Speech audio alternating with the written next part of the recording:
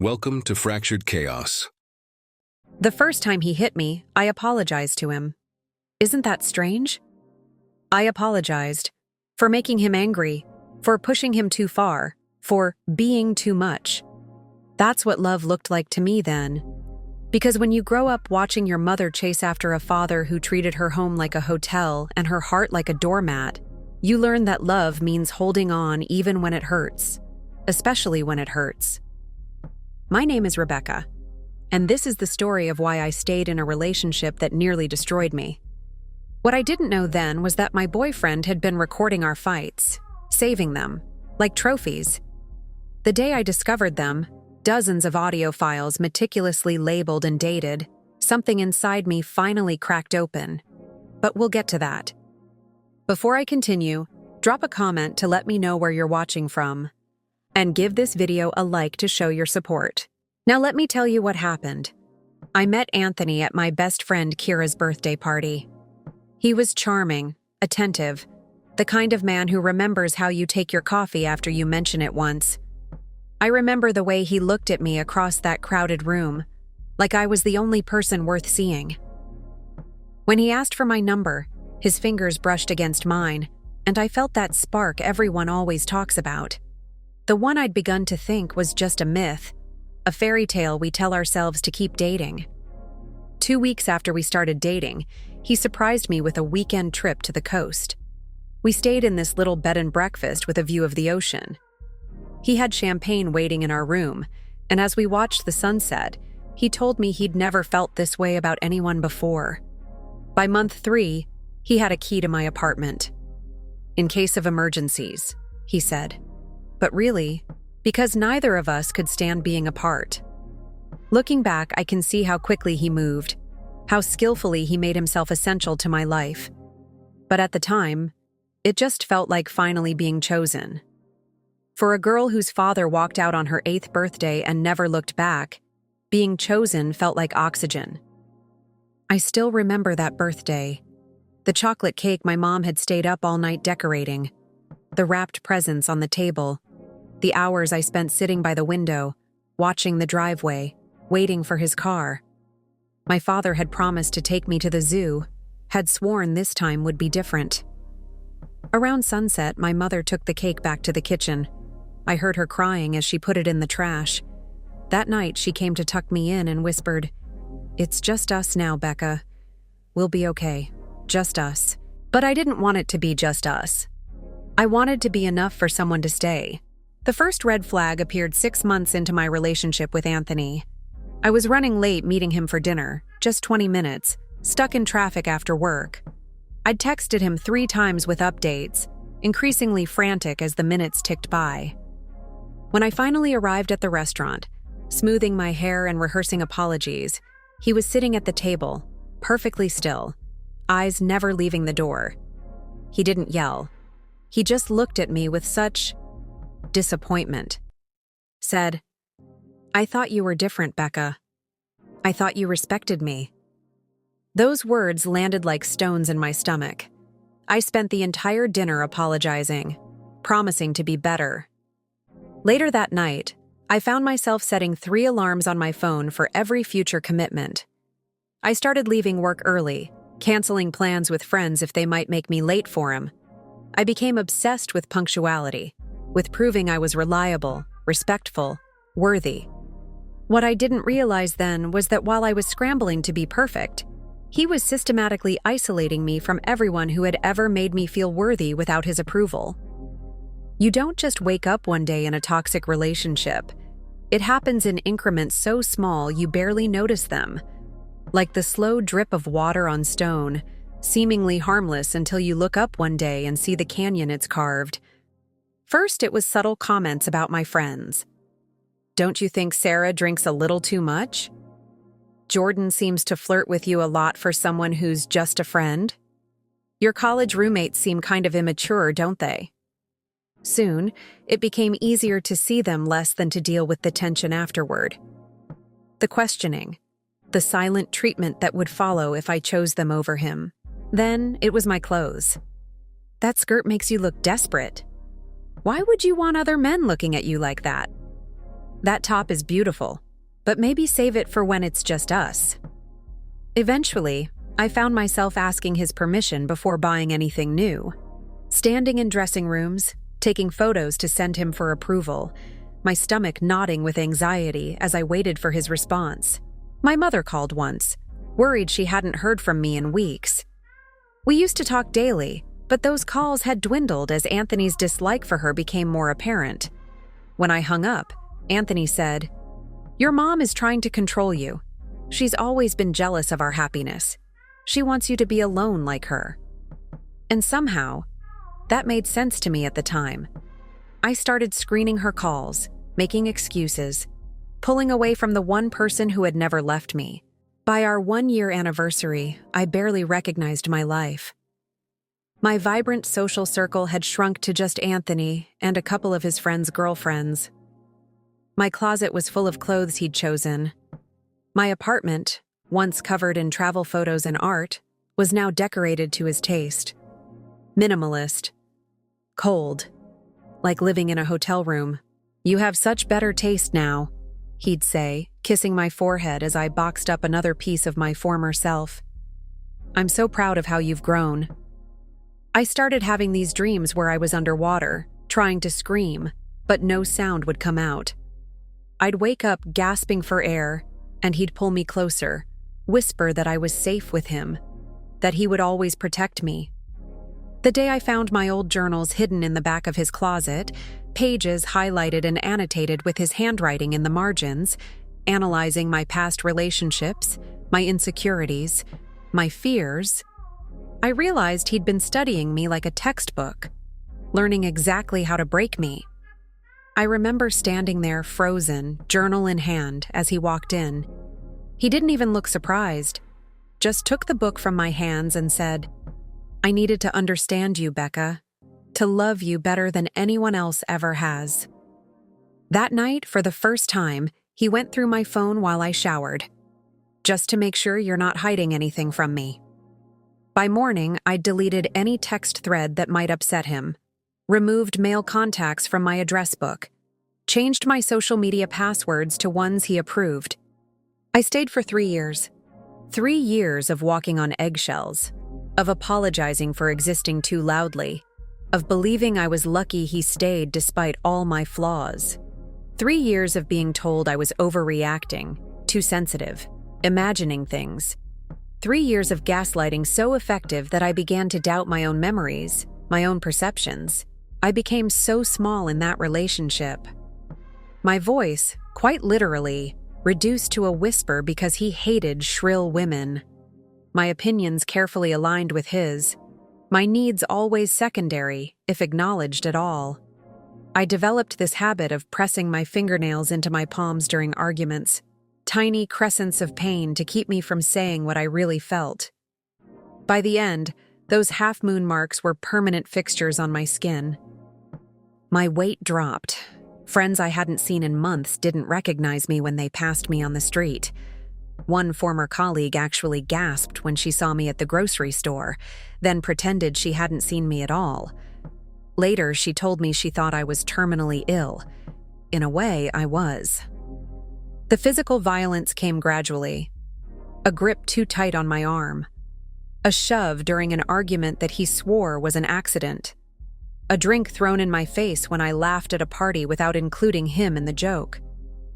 Each incident followed by such profound remorse, such loving attention afterward, that I almost looked forward to the making up. The intensity of it. The reminder that he cared enough to feel anything for me at all.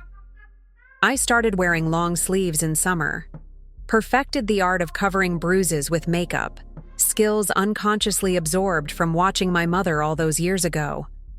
I became an expert at crafting explanations for emergency room visits. "I'm so clumsy," fell right down the stairs. The nurses would look at me with knowing eyes. Sometimes they'd slip me pamphlets while Anthony was out of the room. I'd flush them down the toilet before he could see. The night everything changed, we were at his company dinner. An award ceremony where he was being recognized for his sales performance. I wore a black dress he had chosen, conservative, elegant. nothing that would draw attention away from him. I spent the evening doing what I did best, smiling, nodding, laughing at the right moments, making him look good. His boss was giving a speech, something dull about quarterly projections, when the man next to me, Mark, another sales executive, whispered a joke about the boss's monotone delivery.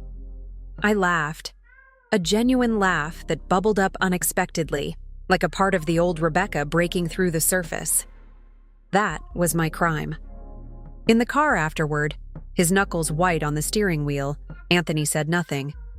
The silence was worse than screaming. When we got home, he slammed me against the wall, his forearm pressed against my throat, and whispered, "You made me look like a fool." I expected to feel fear, that familiar rush of adrenaline, the desperate need to placate him.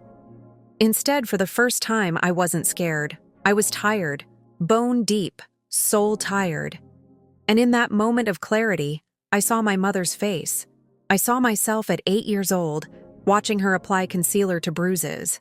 I saw the generational pattern stretching before me like an endless dark road. "My father would be so proud of you," I said, my voice raspy from the pressure on my throat. He let go as if I'd burned him.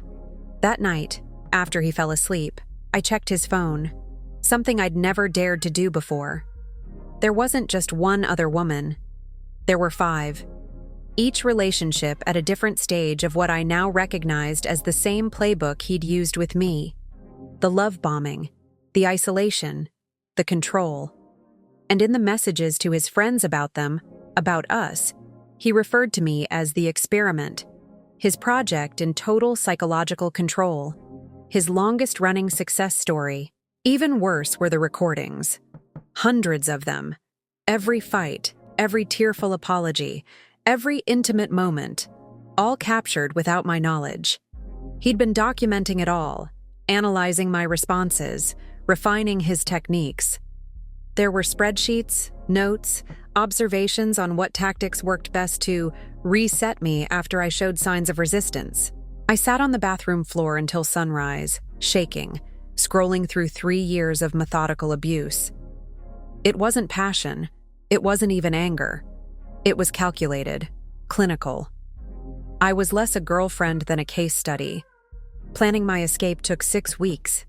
6 weeks of pretending, of acting more submissive than ever while secretly opening my own bank account, of reaching out to an old college roommate who lived 3 states away, of slowly, carefully moving essential documents out of our apartment when he was at work, birth certificate, passport, the few pieces of jewelry that had belonged to my grandmother.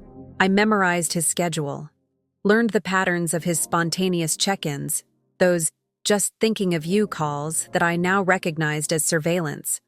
I rehearsed my responses until they were flawless. Convinced him I was planning a surprise for our anniversary so he wouldn't question the odd charges on our shared credit card. Hotel reservations in the opposite direction of where I was actually going. I left on a Tuesday afternoon while he was at work. No note, no warning. Just packed what could fit in my car and drove 18 hours straight, jumping every time a car similar to his appeared in my rearview mirror. I stopped only for gas, paying cash, parking my car where cameras couldn't catch the license plate. Techniques I'd absorbed from years of watching crime shows, never imagining I'd need them myself. The hardest part wasn't leaving him. It was facing myself. The person who had allowed this, who had participated in her own disappearance, who had looked in the mirror every morning for 3 years and practiced the lies she would tell about her injuries, her isolation, her shrinking existence. My college roommate, Ella, didn't ask questions when I showed up at her door at 3 a.m., eyes swollen from crying, car filled with the random assortment of possessions I'd managed to grab. She just hugged me, helped me carry my bags inside, and made up the guest bed with fresh sheets. The next morning, she called in sick to work and took me to get a new phone, a new email address, a new start. For the first week, I barely spoke. I slept during the day when Ella was at work and stayed awake all night, sitting by the window, watching the street, expecting him to appear at any moment. I jumped at every noise, flinched when Ella moved too quickly, apologized constantly for taking up space, for being a burden, for existing. One night, 2 weeks after I'd left, Ella sat down across from me at the kitchen table and pushed a business card toward me. A therapist. "You don't have to go," she said. "But I'll go with you if you want." Therapy saved my life. Those first sessions, I could barely speak above a whisper. My therapist, Dr. Lin, had to ask me to repeat myself constantly. I sat with my arms wrapped around my body, taking up as little space as possible, apologizing for my tears, my story, my weakness in letting it all happen. "Rebecca," she said during our third session, "I want you to try something. I want you to scream." I couldn't. I physically couldn't force my voice above a normal speaking tone. My throat would close, my chest would tighten. It took weeks of practice before I could let out even the smallest shout. The first time I managed a real scream, standing on a deserted beach with Ella beside me, I cried for an hour afterward. Something primal had been unlocked, some piece of myself reclaimed. Healing isn't linear. Some days I felt powerful, reconnecting with old friends, building my career back. I found a job at a marketing firm where nobody knew my history, where I could rebuild my professional identity without the shadow of Anthony's connections. I started taking self-defense classes, not just for protection, but to relearn the boundaries of my own body. Other days, I'd catch myself apologizing to the barista for asking for almond milk, then spend hours berating myself for slipping back into old patterns. I'd see a man who looked like Anthony in a crowd and have a panic attack so severe, I'd have to sit on the sidewalk with my head between my knees, counting my breaths until the world stopped spinning. The hardest lesson was learning that the abandonment wound I'd been carrying since childhood wasn't healed by having someone. It was healed by having myself, by becoming the person who would never abandon me, no matter what. By learning to parent that wounded 8-year-old girl who still lived inside me, waiting by the window for someone to return. 6 months into therapy, Dr. Lin suggested I look at childhood photos of myself. "Talk to that little girl," she said. "What would you tell her?" Going through those old albums, sent reluctantly by my mother who still didn't fully understand why I'd cut contact with Anthony, I found a journal my mother had kept during my early years. In it, she documented her own struggle to leave my father, her paralyzing fear that I would grow up without a dad. On the final page, she wrote, "I'm staying for Rebecca, because a broken home would destroy her. She had stayed for me, and I had stayed for love. Both of us trapped in the same generational cage, both of us mistaking endurance for strength, sacrifice for love." I called my mother that night, really talked to her for the first time in years. "I understand now," I told her, "why you stayed as long as you did, and why you eventually had to leave." There was a long silence on the line. Then, her voice thick with tears, "I always hoped you wouldn't have to understand that, Becca." We started having weekly calls, then monthly visits, rebuilding our relationship not as mother and daughter caught in the same destructive patterns, but as two women supporting each other's healing.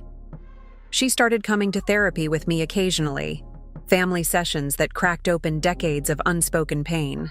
Rebuilding your life after trauma is like learning to use your limbs again after an accident. Awkward, painful, frustratingly slow. There were nights I still reached for Anthony in my sleep. Days I questioned my decision to leave, not because I missed him, but because I missed the certainty of that life. The clear rules, the defined if diminished role. I joined a support group for survivors of abusive relationships, sat in a circle with women from all walks of life, lawyers, nurses, teachers, students, and realized that this epidemic doesn't discriminate. That strength and intelligence don't make you immune to manipulation. That anyone can find themselves gradually, then suddenly, lost. In that group, I met Mariana, a corporate CEO who had fled her abusive husband with nothing but her children and the clothes they were wearing. I met Josie, a 70-year-old grandmother who had finally left her husband of 45 years. I met Taylor, a college athlete whose boyfriend had isolated her from her team, her friends, her future. We held space for each other's grief, anger, shame, and eventual triumph. We celebrated the small victories, a first date after leaving, standing up to an abusive boss, setting a boundary with a controlling parent. We reminded each other that survival itself was an accomplishment. On the 1-year anniversary of my escape, I received an email from an address I didn't recognize. It contained only a link to a website. It was a blog, written by Anthony, detailing his relationship experiments. My name was there, alongside others. He was teaching other men his methods, charging for courses on how to identify vulnerable women, how to isolate them, how to create dependency, how to break their spirit without leaving evidence. My first instinct was to delete it, to pretend I'd never seen it, to protect the fragile peace I'd built. Instead, I forwarded it to the detective who had taken my statement months earlier, part of the restraining order process I'd initiated after learning Anthony had been asking mutual acquaintances about my whereabouts. Within 24 hours of reporting it, the site was taken down, and 2 weeks later, Anthony was arrested on multiple charges of stalking, invasion of privacy, and assault. The evidence from multiple victims was overwhelming. The recordings he'd kept as trophies became his undoing. I had to testify. Sit in a courtroom with him just feet away, feeling his eyes on me as I recounted the worst moments of our relationship. My voice shook, but it didn't disappear. I spoke clearly into the microphone, making eye contact with the jury as I described the methodical destruction of my sense of self. When the verdict came, guilty on all counts, I didn't feel the triumph I'd expected. Just a quiet relief, a closing of one chapter and the beginning of another. Today marks 3 years since I drove away from that life. I still flinch sometimes when someone raises their voice. I still apologize too quickly, too often. Healing isn't a destination, it's a practice. A daily choice to honor your own humanity. To believe you deserve tenderness, respect, and safety. But I've learned to recognize the difference between love and possession, between compromise and submission, between healthy attachment and desperate clinging. I've learned that real love expands you. It doesn't shrink you to fit inside someone else's idea of who you should be.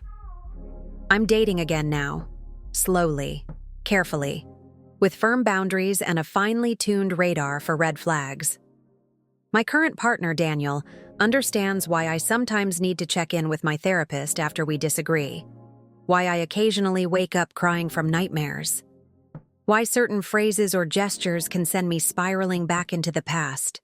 He's patient with my healing, never rushes me or takes my triggers personally.